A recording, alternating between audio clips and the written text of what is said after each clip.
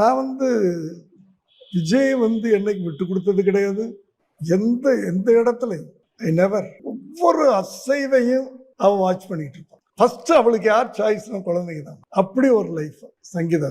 நம்ம வீட்டுக்கு வருவாங்கல்ல, வீட்டுக்கு வரும்போது நம்ம ஏதாவது வாங்கி வச்சு கொடுத்தோம்னா கூட இப்படி அவங்க அம்மாவை பார்க்குங்க. அந்த அளவுக்கு அவளை அந்த டிசிப்ளின். இல்ல ஒண்ணுமே கிடையாது. அவர் என்ன டிசைட் பண்றாரோ, கடவுள் என்ன நினைக்கிறாரோ.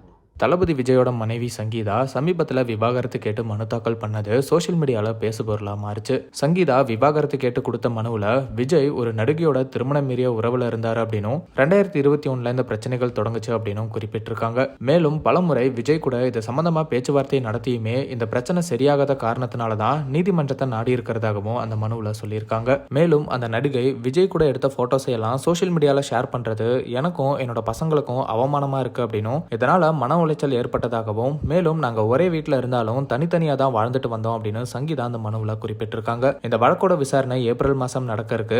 இதுக்கு விஜய் அவர்கள் நேரில் ஆஜராகணும்னு சொல்லப்படுது.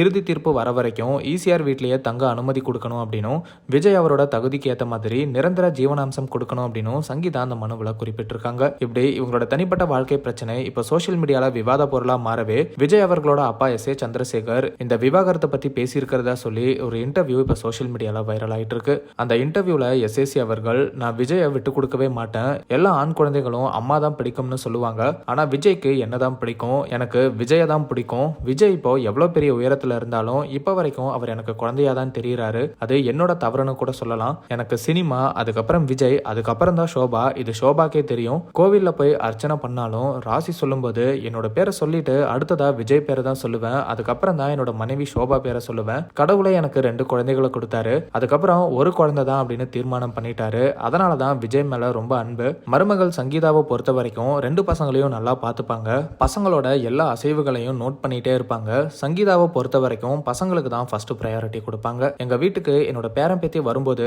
அவங்களுக்கு ஏதாவது கொடுத்தா கூட 2 பேருமே சங்கீதாவை பார்ப்பாங்க, அந்த அளவுக்கு ஒழுக்கமா வளர்த்தி இருக்காங்க. நான் விஜய டாக்டர் ஆக்கலாம்னு ஆசைப்பட்டேன், ஆனா அவர் சினிமா தான் பிடிவாதமா இருந்தாரு, அப்போ ஒரு அப்பாவா அவரோட ஆசையை நான் நிறைவேற்றணும், நான் அவரோட முதல் படத்தை இயக்கும்போது அந்த படம் பெருசா போல, ஆனா விஜய்க்குள்ள ஒரு நடிகன் இருக்கிறத உணர்ந்தேன், என்னோட மனைவி கிட்ட நாளைய தீர்ப்பு படம் ஃபர்ஸ்ட் டே ஷூட்டிங் முடிச்சுட்டு இந்த படம் பெருசா போகுதோ இல்லையோ உன்னோட பையன் பெரிய ஹீரோவா வருவான்னு சொன்னேன் அப்படின்னு எஸ்.ஏ.சி அவர்கள் விஜய் மற்றும் சங்கீதா அவர்களை பத்தி பேசின இன்டர்வியூ இப்ப வைரல் ஆயிட்டு இருக்கு. ஆனா அந்த இன்டர்வியூ 3 வருஷத்துக்கு முன்னாடி எஸ்.ஏ.சி அவர்கள் கொடுத்த இன்டர்வியூ இப்ப வைரல் ஆயிட்டு இருக்கு. இந்த விவாகரத்து சர்ச்சை தொடர்பா எஸ்.ஏ.சி அவர்கள் எந்த ஒரு இன்டர்வியூவும் ரீசெண்டா கொடுக்கல அப்படிங்கறதும் குறிப்பிடத்தக்கது. விஜய் மற்றும் சங்கீதாவோட இந்த விவாகரத்து பிரச்சனை ஆரம்பிச்சதுல இருந்தே எஸ்.ஏ.சி மற்றும் ஷோபா அவர்களுடைய பழைய இன்டர்வியூஸ் எல்லாம் இப்போ வைரல் ஆயிட்டு இருக்கு. அந்த வகையில ஷோபா அவர்கள் ஒரு இன்டர்வியூல தண்ணியோ ஜூஸோ எதுவா இருந்தாலும் சங்கீதாவே அதை செக் பண்ணிட்டு தான் பசங்களுக்கு கொடுப்பாங்க, இந்த மாதிரி நிறைய பிளஸ் என்னோட மருமகள் கிட்ட இருக்கு, சங்கீதா ரொம்ப அன்பான மருமகள், பசங்களை ஸ்கூலுக்கு கூட்டிட்டு போறது வரதுன்னு எல்லாமே இப்ப வரைக்கும் சங்கீதா தான் பண்றாங்க, பசங்க மேல அவ்வளோ பொசசிவ் அப்படின்னு ஷோபா அவர்கள் பழைய ஒரு இன்டர்வியூல பேசின கிளிப்பும் இப்ப வைரல் ஆயிட்டு வருது. தளபதி விஜய் அவர்களும் இந்த விவாகரத்து சர்ச்சைக்கு மறைமுகமா என் மேல பழி போட்டுட்டே இருக்காங்க அப்படின்னு சமீபத்துல தஞ்சாவூர்ல நடந்த தேர்தல் பரப்புரையில பதிலடி கொடுத்திருந்தாரு அப்படிங்கறதும் குறிப்பிடத்தக்கது.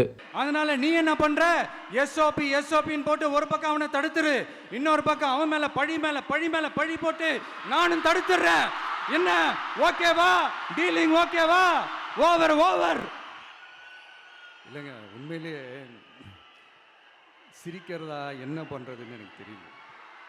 உண்மையிலே இப்படிதான் இருக்கு அவங்க டீலிங்லாம்.